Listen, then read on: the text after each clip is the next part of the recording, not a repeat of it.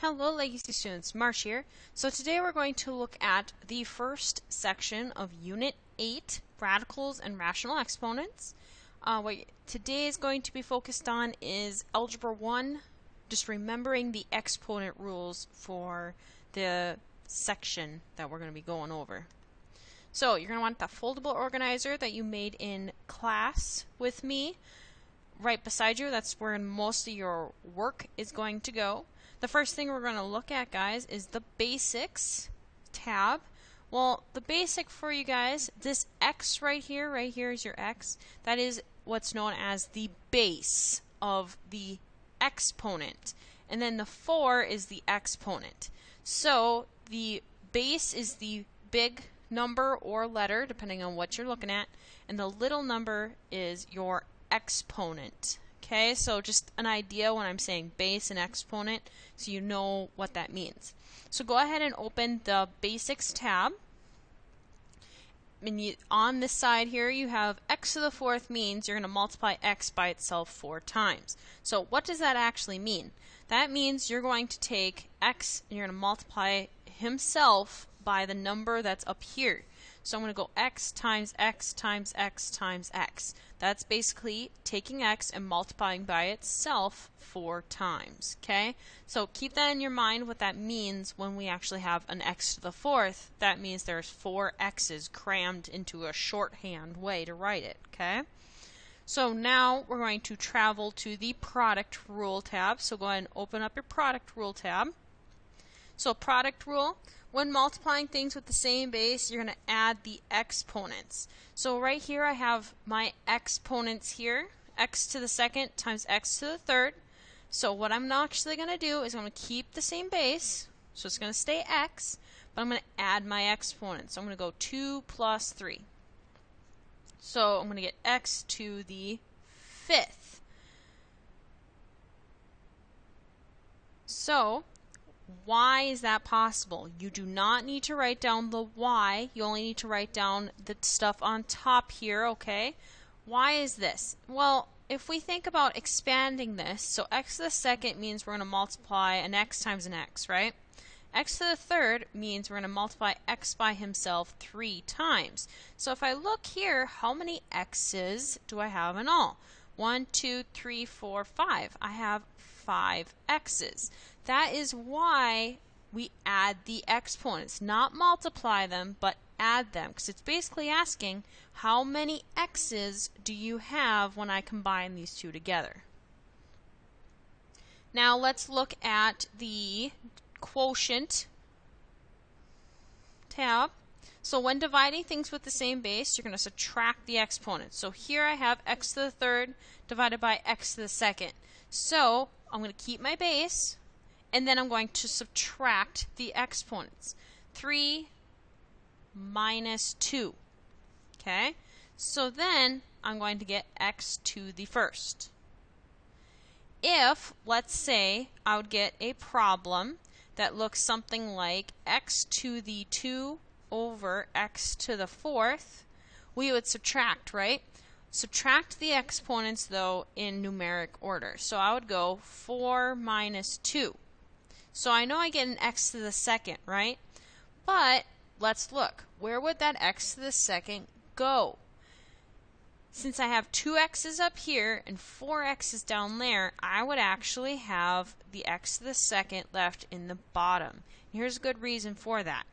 So if I look at this problem here, x to the 2nd over x to the 4th, technically what I'm meaning is I have 2 x's on top over 4 x's on top. Or on the bottom, excuse me. Well, each x can cancel out an x, right? So if I do that, left with no x's on top, so I'm left with a 1, but I do have 2 x's left behind. That's the reasoning for why we get to subtract our exponents, and it's also the reasoning as to why this problem in particular, the x to the 2nd, would end up on the bottom. Now down to the next tab. For 0 exponent, any base raised to the 0 power equals 1. So let's take a look at a couple examples. So I have x to the 0 equals 1 because it's to the 0 power. If I would take 45 to the 0, that's equal to 1. Even if I take me, Marsh, to the 0 power, it is equal to 1. So it does not matter whoever is taken to the 0 power. Anything can be taken to the 0 power. I could take Christmas tree for all I care to the 0 power and I will still get 1. Something to keep in mind. So the y, let's look here. If I divide x to the second over x to the second, right? Basically that's 2x's over 2x's, yeah? So each x is going to cancel out, right? I'm left with 1 over 1, which is equal to 1. Think of it also this way. If I have an x to the second over an x to the second, I have the same amount. It's almost if I have a 3 over a 3. That's equal to 1. So that's what ultimately this problem is asking. If I have anything to the 0, it's always going to be 1. So we're going to make our way to the top of the foldable now on the right hand side to the negative exponent tab. To make a negative exponent positive, move it to the other side of a fraction bar. So if I have x to the negative 1, what you're going to do, you see how this is x to the negative 1 over 1? Now what I'm going to do is I'm going to take him and move him to the other side of the fraction bar. Now, once you do that, your exponent becomes positive. Now I put a little note over here. Exponent will become positive. That way you're aware of it. So x to the negative 1 over 1, I'm going to take it, move him down, everything that's just attached to the x, just the x, and I'm going to move that only down, and then I'm going to make my exponent positive. Okay, one more tab down. When raising a power to a power, distribute in the essence of I'm distributing candy bars to you, the exponent to everything and multiply exponents together. Now, distribute does not mean distributive property. This is not the distributive property. However, it's giving it to everybody. So what I have is 2x to the second to the third power. So what you're going to want to do is take that third power and distribute it to everybody. Give it to everybody. So 2 to the third and x to the second times x to the third. So I'm going to multiply the exponents together if I put them in. So let's figure out what is 2 to the third. 2 times 2 is 4. 2 times 4 is 8. And then x to the second times 3, that would be x to the sixth, right? Good reason for this. Basically what this means is write this 3 times. Look at that.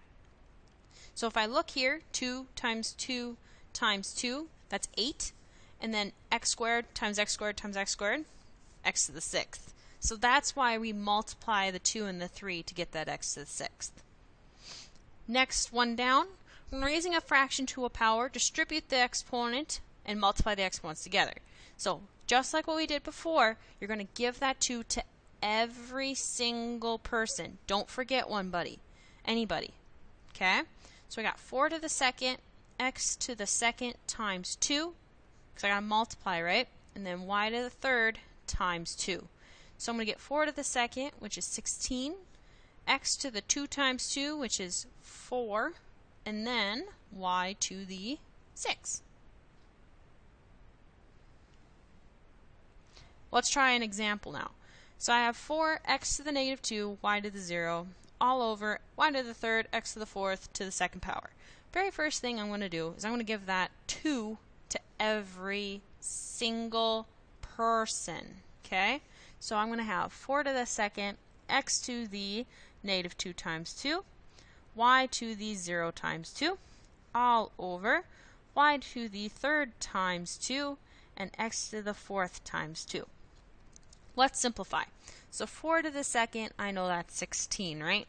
And then I get x to the negative 4 multiplying, y to the 0, y to the 6th, and x to the 8th, right? Well, I know y to the 0, that's just 1. So basically, it can disappear because he becomes a 1, and 1 times 16 is 16. I have a negative exponent, guys, right here. So I see a lot of people mess up on this problem. So they'll take the 16 with the x to the fourth to the other side. Don't do that. Do not do that. only take him to the other side. So we're actually going to take him and go whoop, move him down there. So who do I have left on the top? Looks like it's just a 16 because the y to the 0 became a 1. So now on the bottom, I have y to the 6th, x to the 8th, and then this x to the negative 4 went to the bottom. But when he changes sides of that fraction bar, his sign of his exponent changed to a positive. Always keep that in mind. When I change sides of the fraction bar, the exponent sign does change.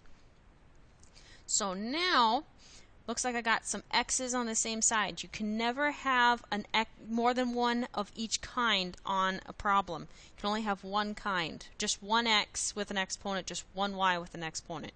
If not, you're not fully done. So I got 16 over y to the 6th, and then x to the 12th, right? X to the 12th, 8 plus 4. And that is my final answer for my example. And that's the end of this video. See you later, Sabers.